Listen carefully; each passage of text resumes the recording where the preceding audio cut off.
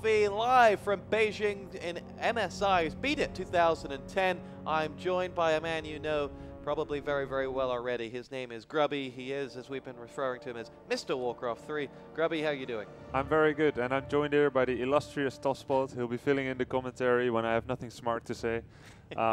So basically, we're started here with the game Lin against TH, who choose to use the name A Monster. What do you think about that? Well, he would normally, if it like an ESL or a WCG event, he'd get told off, but he's safe here to change his name. Grubby, let's talk first of all about your tournament. What are your thoughts on it? I mean, you had some controversy in it, worth discussing. What happened to you? Well, there wasn't that much controversy in it. I'm not too unhappy about the games that I played. I did lose the tournament, losing against two excellent players, Infi and Remind.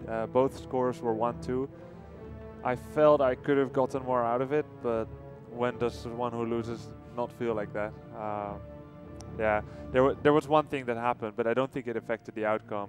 In the second game of Remind against me on Twisted Meadows, which was in the loser bracket, I was down 0-1, and one referee walked up to Remind's PC.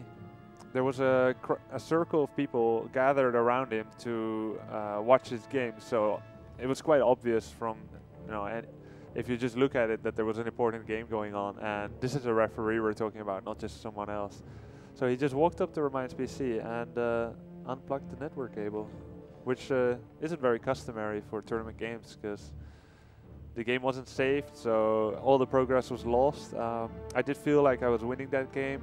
Later, when I looked it back, I'm not as sure, but regardless, for both players, this is a very frustrating experience and also a bit unfathomable, because we don't really know what was going on in that referee's mind. Now, how is Grubby in terms of shape and form right now?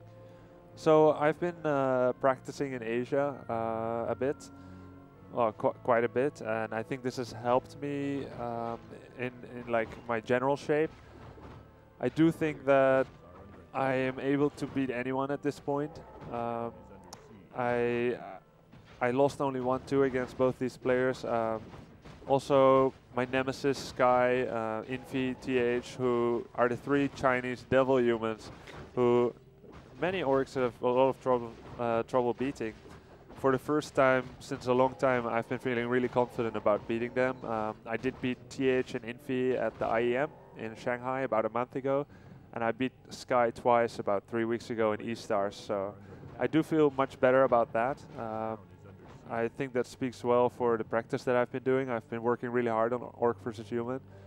I think now it's just about making less mistakes than my opponent does, and for myself, making less mistakes than I have done so far. I don't think I make a lot, but one mistake can cost you the game at this level, and I'm really just trying to iron out the inconsistencies in my play, and then I think I can be a player to be reckoned with. So WCG is, what, a month away now? All eyes on that, I imagine.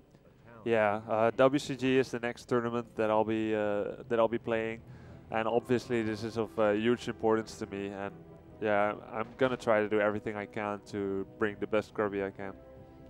Now, into the game we go. Lin and TH, opening thoughts? Yeah, so I've been watching the game and haven't shared anything of what happened yet.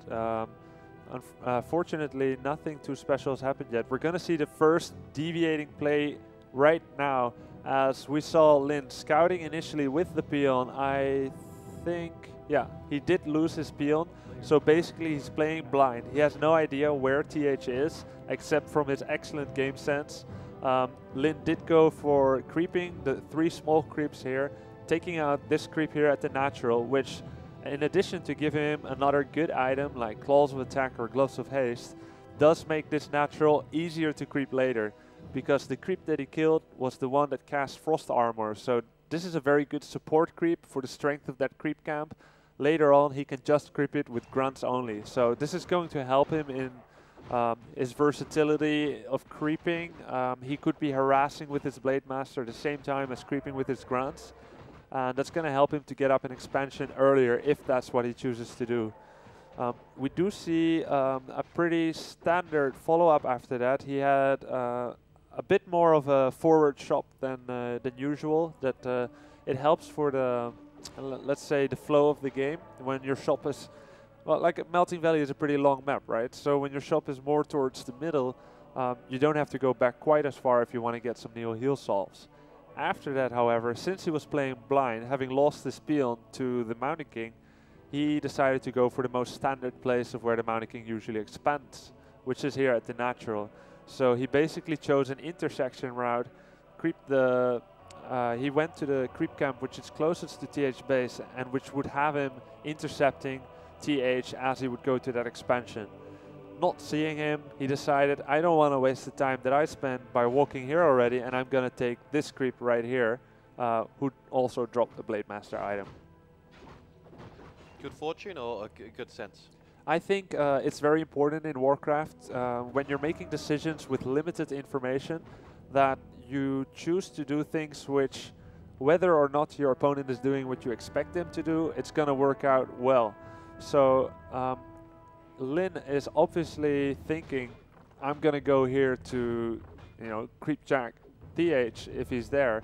But if not, he wants to have a plan B, and it's very important to have a plan B. Because if he's wrong and he goes there and TH isn't there and he'd be stumped, it would take a long way to go to the corner here, which is where TH expanded. So you don't want to waste that kind of time. Mountain King taking a bit of damage here. Thoughts on, you took us through the harass move here from the Mountain King. What is going through TH's mind? So TH, having successfully set up his expansion, and I might say without taking any damage at all, decided to take the aggression towards Lin's base. Now what Lin is doing, we're quite used to seeing this from Lin by now, is to go tier 3 on Melting Valley quickly. Oh my god, this is unbelievable. Okay, I'm going to finish that thought later. What happened was he's hiding there with a Cloak of Shadows, which isn't something you can plan before the game because you don't know whether you're surely going to find a Cloak of Shadows. And moreover, you only find it in the corner position here, and you wouldn't find it if you grabbed the natural first. So he's obviously putting unexpected items to good use, hiding there for as long as he can to make sure that Lin is staying away from his expansion. And what Lin is going to do, he's sending his Blade Master to the shop to get Dust of Appearance. This costs a lot of time, so that's a really nice move by TH. So the only way out that I could see was that the MK would eventually have to Town Portal. Unbelievably though, he Storm Bolted the Shadow Hunter and had the guts, and he knew the timing to Staff of Teleport out of it at that moment. So very nice move here by TH, saving himself the cost of his Town Portal, which he might very well need now. Nope, he's going down to the Blade Master. This, yeah, it was all happening a bit too fast. He didn't have tier 2 yet, so there was no chance he was going to be able to buy a heal pot. But what I think he was trying to do is buy a regeneration scroll, Town Portal back home, right here behind this little wall where he already had the Zeppelin ready to come out if he needed to, so that he doesn't need to destroy his own buildings or cut a lot of trees. But he wanted to get that regeneration scroll before he Town Portaled out, because if he gets here with whatever 1 HP, 5 HP, he would be effectively out of the game for a while. So he was selling the Cloak of Shadows, wanting to buy the regeneration scroll, but it did not happen in time. So nice kill there on the Mountain King by the Blade Master. Does that put us at advantage, Lin, or still too much to play? Let's see. Lin is okay. So Lin just threw down a tiny Great Hole. I wouldn't say that there's advantage on either side yet. We saw a Mountain King kill. I think that's a pretty big thing. At the same time, TH is killing some peons, so this is going to slow down Lin's economy. Yep, four peons there, ready to go to the slaughter, unless the returning forces of Lin are able to hoard off that Mountain King, which looks like they're about to do, force him towards the back of that gold mine, and the Mountain King just can't catch a break at the moment. Yeah, what the Mountain King is thinking now is thinking, I wish I could get out of this with a Staff of Teleport, but this is obviously not possible, so he's choosing to Town Portal out a little bit too late in my opinion. He bought the most, maybe 4 or 5 seconds with that, made Shadow Hunter use 70 mana, but I don't think it's worth going to less than half life. Now we see the continue creeping by Lin here as at his expansion, and is in He's in a strong, he's in a healthy position. No mistakes made thus far from Lin, which I think it was the best you can ask for in the early plays. Yeah, Lin obviously wants to limit the amount of mistakes he makes. He knows that if he can get a solid game with a good economy, get his expansion up fast enough, he can get a good amount of Bat Riders out to counter the inevitable Griffin Riders. We do see that TH has done something really sneaky. While he was in the Lin space with the Mountain King hiding with Cloak of Shadows, and again while he was here waiting with the Town Portal, in the meantime he set up an expansion with a big amount of towers, very difficult to take down, and this is going to give him a huge economical lead. It does mean that he chose to expand on tier 1 again.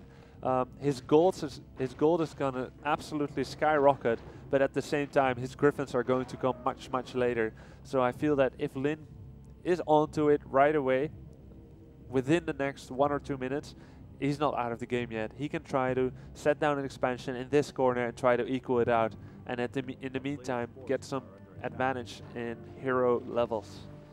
And at the moment, I mean, are we set poised for a long haul and you know, one final but one large battle towards the end of it? Is that where you see this going at the moment? Yeah, basically what Human is trying to do in this matchup is try to get a critical mass of Griffin Riders.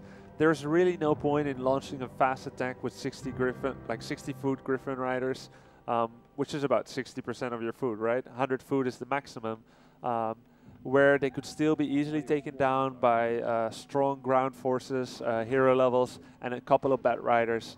Basically what Human is trying to do, they're gonna, I think especially in the situation where the hero levels are rather skewed in the favor of the Orc, I think that Human is going to just save up 3, 4, 5,000 gold, free-for-all style, big game, big money, and get 3 upgraded Griffins with heal scrolls, invulnerability potions, perhaps even 3 heroes, and just a really big amount of Griffins so that one fight can finish it off.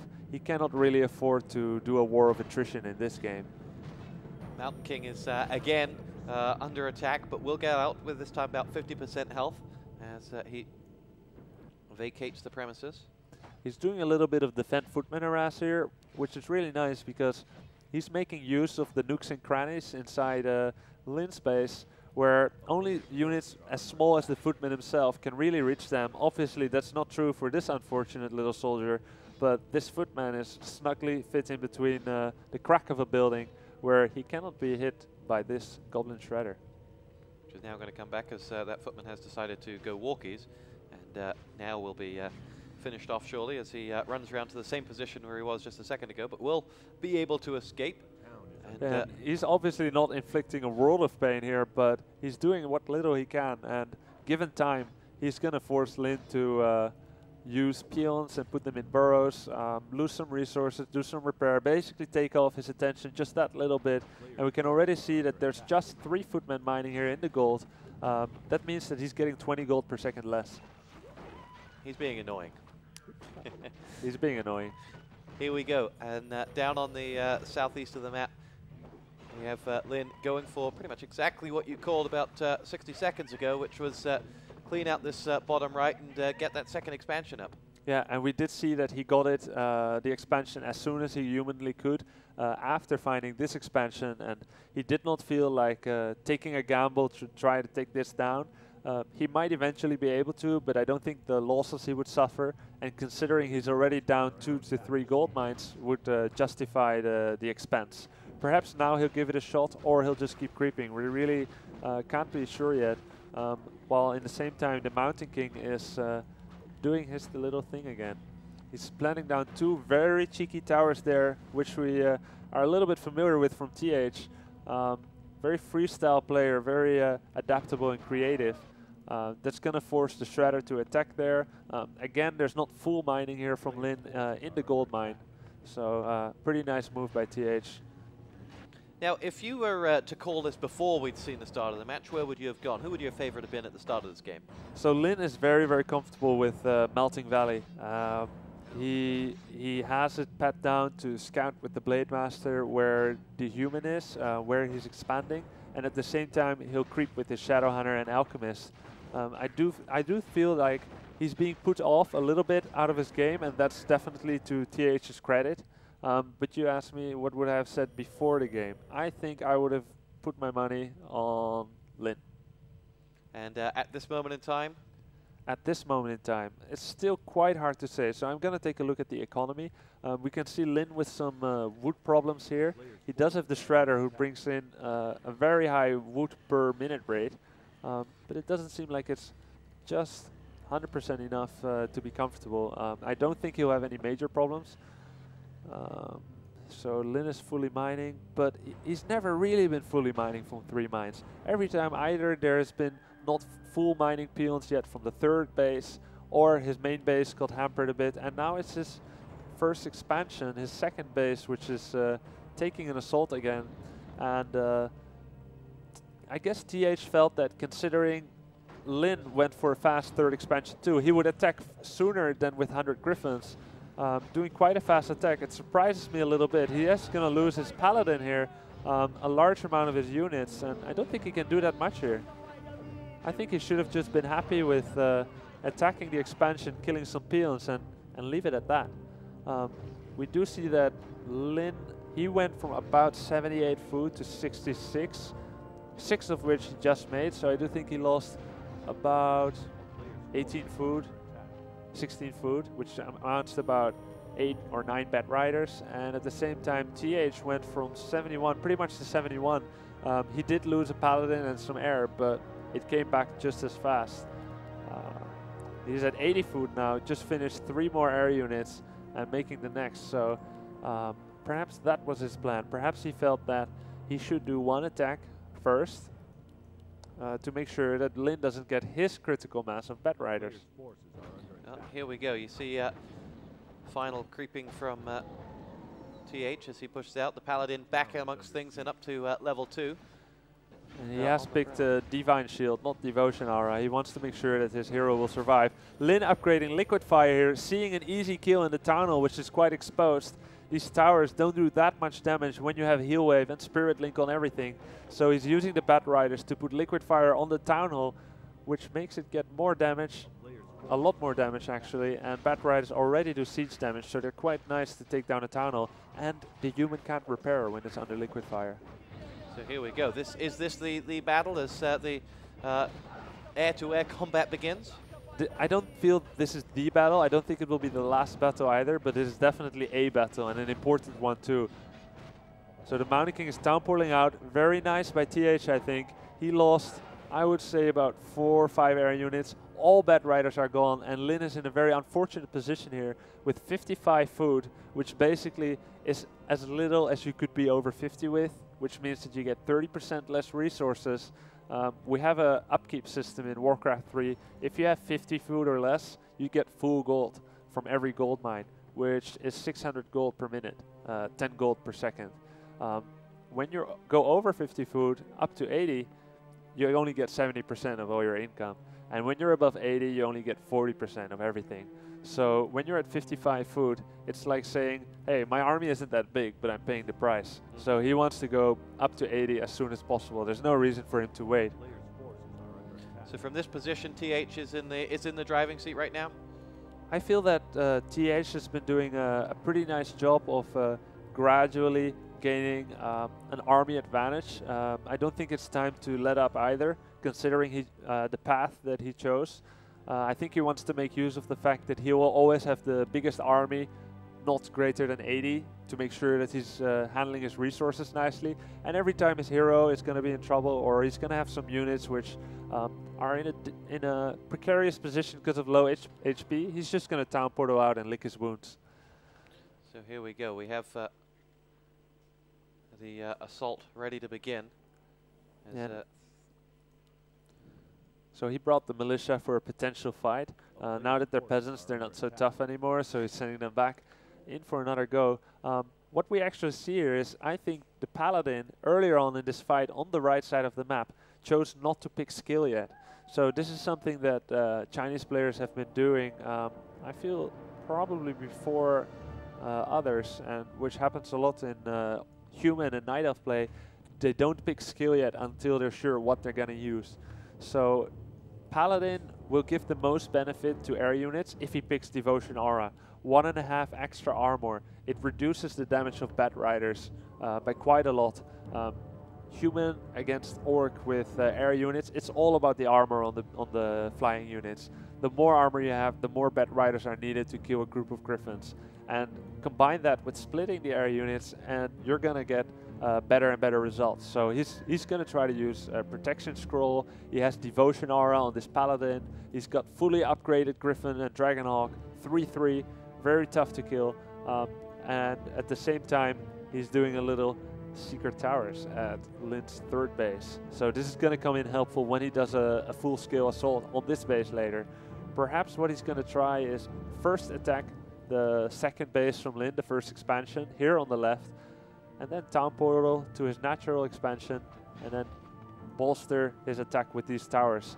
Lin, meanwhile, doesn't want to wait till the initiative is taken by TH and takes down this expansion very decisively. Yeah, good work from Lin there. In and out before you can say, well, a panda. Here we go. This is the battle you call, Grubby, as Lin has to defend his 1st expansion from the forces of TH, as he will go for it right on cue. Does take down 2 of those Griffins, now maybe perhaps just 1. Oh, very nice split by TH. None of the Griffins were close enough to each other, well, nearly none, to have the Bat Riders do any splash damage at all. A Bat Rider does approximately 550 damage in his explosion and does collateral damage worth about 140, but he could not make use of any of the collateral damage in this fight. Unbelievable. Mountain King goes down, the Alchemist was already down, Blade Master dies. That means that the biggest damage dealer is now gone. He's gonna rely only on his Bat Riders now, but there's so many Griffins left. Towers are going down, Paladin is level 4. He didn't pick Devotion Aura 2, which indicates to me that, also considering the fact that he's already alone and Mountain King abandoned him for a while, he picked Divine Shield to make sure that he doesn't lose his Paladin right now. And we're gonna see Divine Shield very soon. If not, I'm a chicken. Here we go. TH is running for his life with the Paladin and couldn't get out of there. What went wrong? Yeah, so I think he should have done a premature Divine Shield. I do think he had it because I didn't see Devotion Aura, but he was just too late. The Hex came in.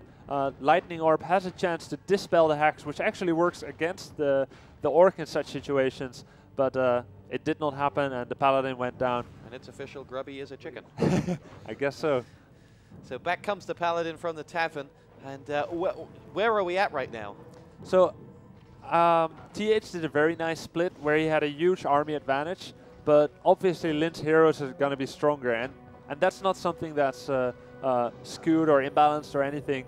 TH has the stronger army, and that's a direct result of how he played, and the way that the Orc can still have some advantage is by boosting his hero levels. So this is pretty natural result of the way that they played.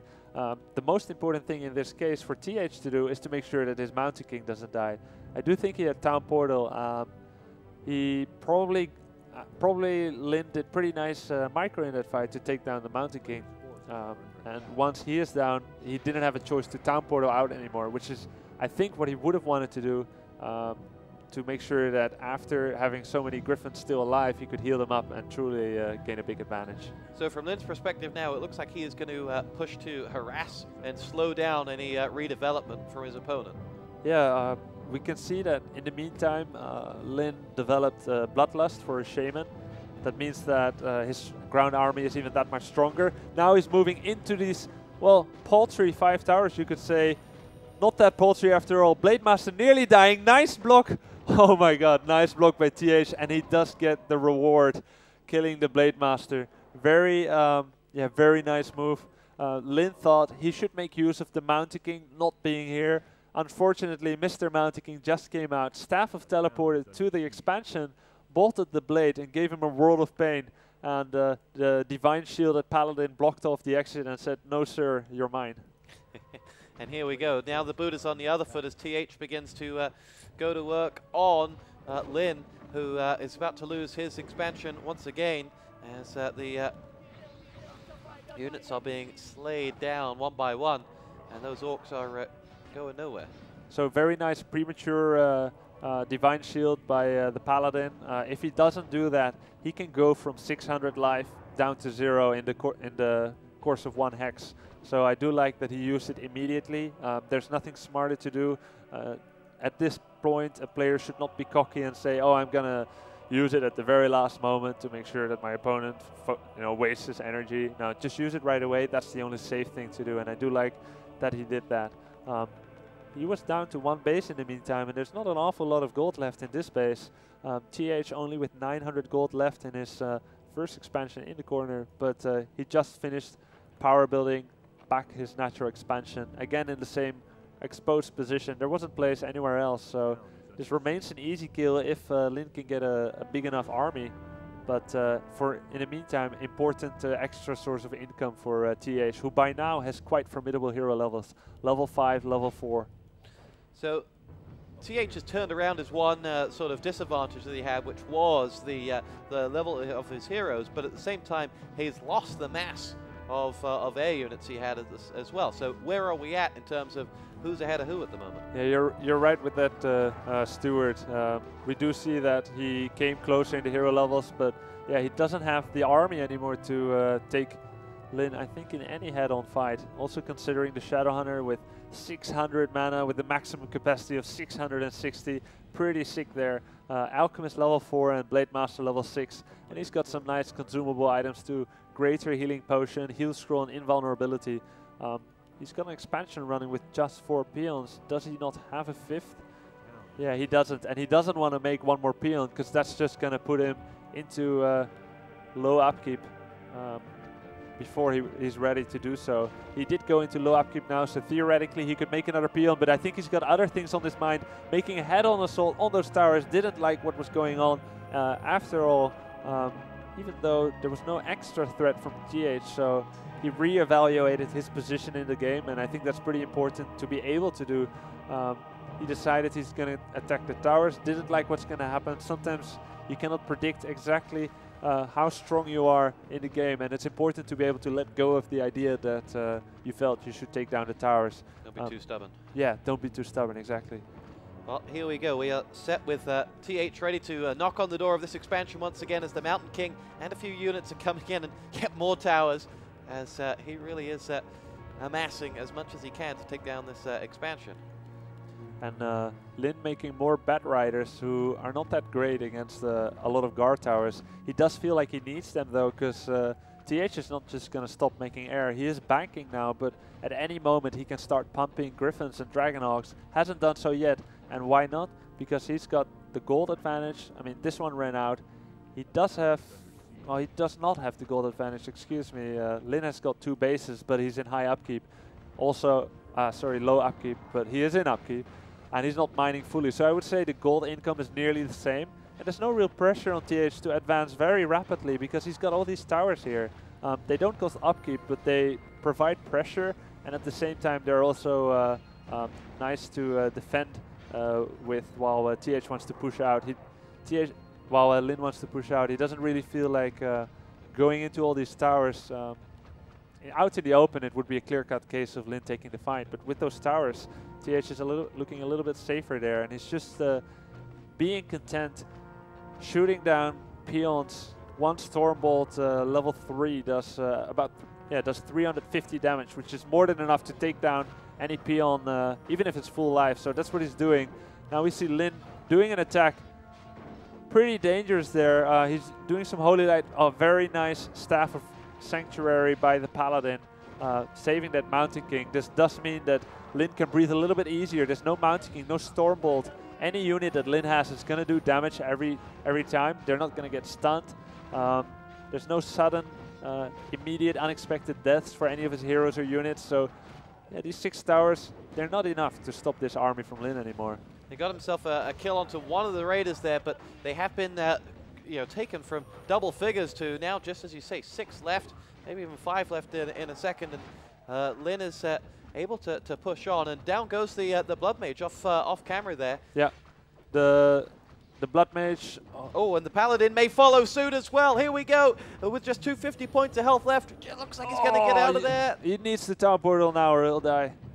He does.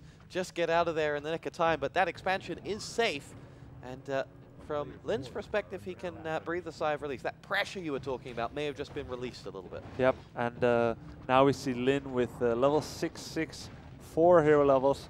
He's got Bloodlust, which makes his heroes that much more scary.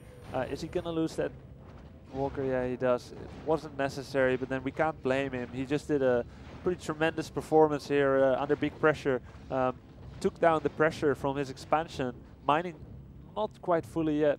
4 peons here and 4 peons here, but it's certainly more than what TH is mining with, who's back at 50 food, but despite saving money, wasn't really able to go over 50 food with any kind of big army.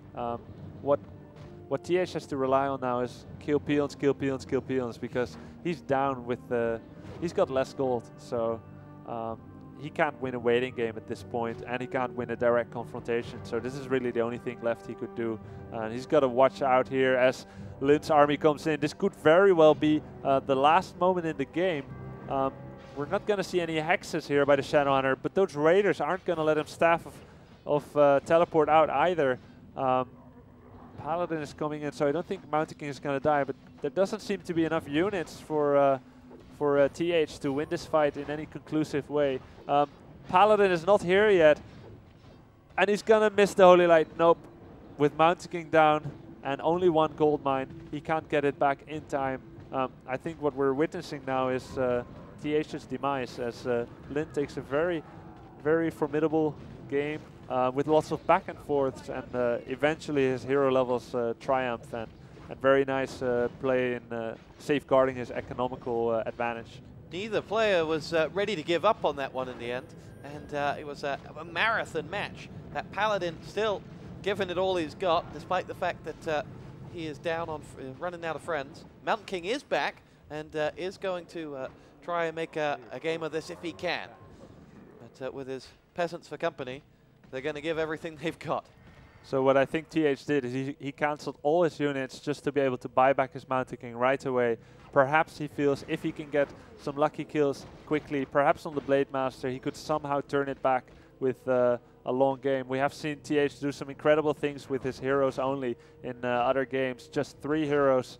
I do think his Blood Mage will be back. Yeah, just 3 heroes could keep on killing units. The Blood Mage provides mana, the Paladin provides healing, and the Mountain King is the true damage dealer here. So this Griffin is kind of a lost soul as TH tries to take down that Kodo. Perhaps next target will be the Shaman, and then it'll just be 3 heroes against 3. But I do think that we see the advantage here on Lin's side. Mountain King is being assaulted. Lin not quite sure which hero he should go for. Paladin providing healing. Out of mana. The next Holy Light will be in 5 seconds. Here we go. The Paladin now is being war waged against him, but is saved by the Mountain King. So the damage that he can do with just 3 heroes is quite impressive.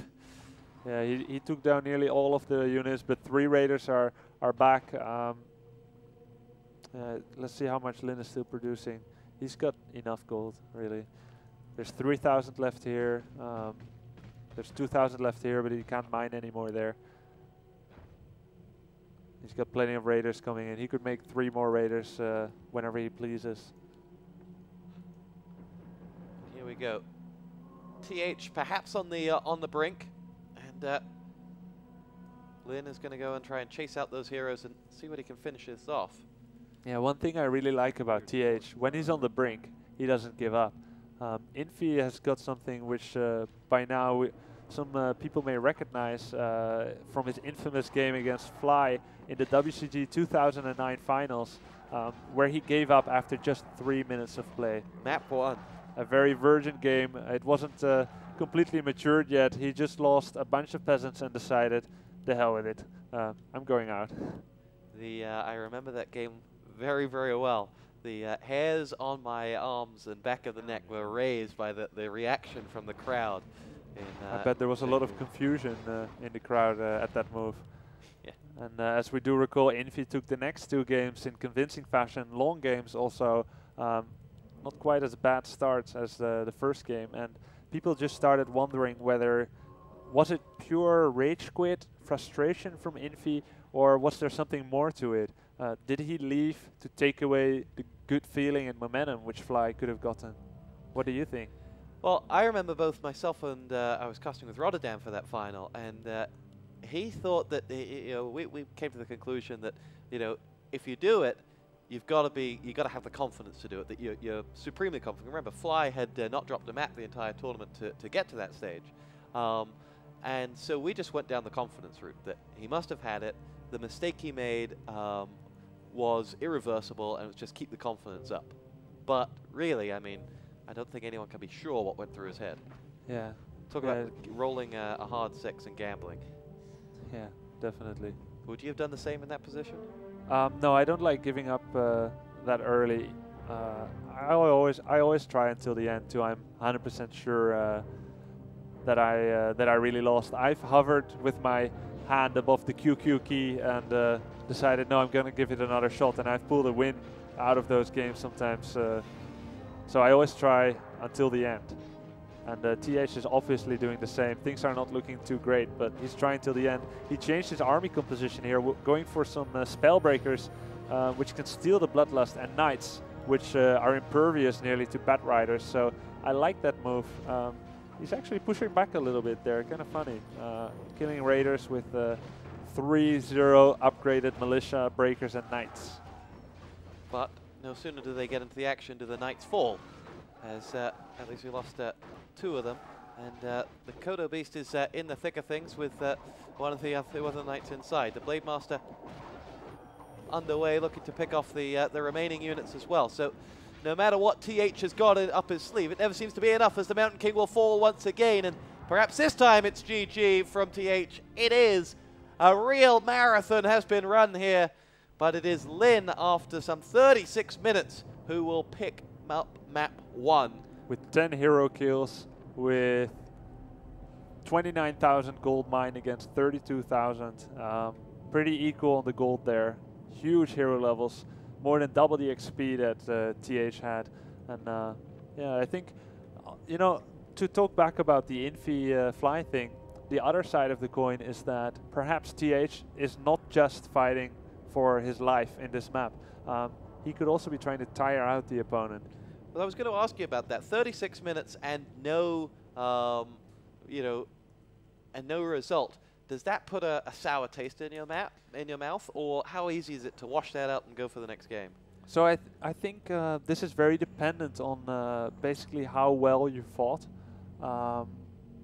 TH versus Lin. So in this game, I don't think that TH made any glaring errors, nor will how that game went be representative, I think, in any way of how the next game will go, because Melting Valley is an excellent map for Mountain King. And now we're going to see Secret Valley, where I'm 99% sure that he's going to make Archmage first. So it's going to be a completely different ball game.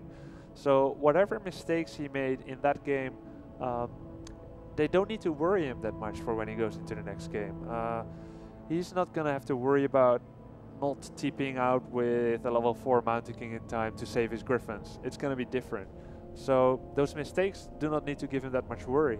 But when we talk about confidence, he did do a lot of things right. So he can be quite proud of how he fought in that game. And I do think that if I were TH, I wouldn't be thinking too much about Melting Valley at this point anymore. He did quite well. It's a very good warming up.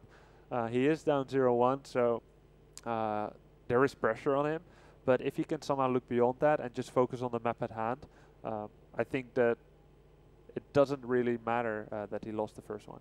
Now, after a 36-minute match, how long do you like to take in between maps? Because we've seen that he's not come in, probably just to watch the replay. How long can you take to get out and refresh? I would be a little bit surprised if TH is watching the replay right now. It does look like it. On the other hand, it could also be that he needs to take a little break, get up, stretch his legs, clear his head, maybe go to the restroom. This would be something that could be done. And we do see but it's not Lin already joining. It's not easy for a Warcraft player to get up and go anywhere here. Yeah, you're right about that. But at the same time, he might feel good if he goes to the restroom and there's a whole load of people waiting down the stairs to cheer him on. Then he has to tread carefully in the restroom here. However, that is another story. Now, let's talk about China and Warcraft. Does it make any difference for you playing here? Well, let me tell you something about the games I played yesterday. My game against Infi was being patched through to the main area, and it was on the screen and everyone was watching, and it gave me a great feeling to hear the reactions of the crowd. It made me want to play so much better. I didn't want to make any mistakes, even more. Even though were the crowd cheering for you or Infi? I mean, you're one of the players that the Chinese will always love, as opposed to, you know, another European player coming over. Yeah, but I really like the crowd. They cheer mostly for both parties. Yeah, there's a lot of my fans here. I think Infi probably also has a lot of fans, so they really applaud any good and excellent action by either of the players, and I think that's a great situation. So you really want to go out there and do the very best you can. And unfortunately, during the second game, the caster lagged out of the game, so everyone fell quiet. No one could see the game anymore, and we just continued quietly. And I wonder if it's a coincidence that I won the first game when the crowd was cheering me on. Perhaps I need that. But yeah, I do really like it to play here and to hear their reactions much more than if I'm just, you know, at home playing for myself. It's a great feeling. All right. Well, missing our second player, we are going to take ourselves a quick break, but we will come back for map 2 of Lin versus TH. You're with Quad V, Grubby and TosspoT for the MSI Beat It 2010.